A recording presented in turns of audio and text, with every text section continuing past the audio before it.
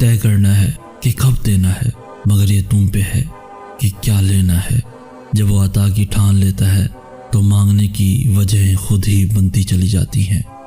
مگر جانتے ہو کائنات میں ایک چیز ایسی بھی ہے جس کا فیصلہ اس نے تمہارے ہاتھ میں دیا ہے، اور وہ ہے دعا۔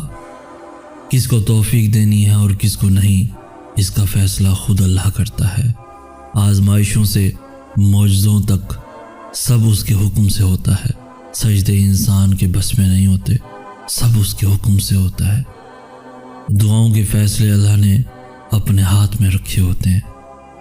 نصیب بدلنے کا وعدہ خود اللہ نے کیا ہے، اور بے شک وہ اپنے وعدوں کا بڑا پاسدار ہے۔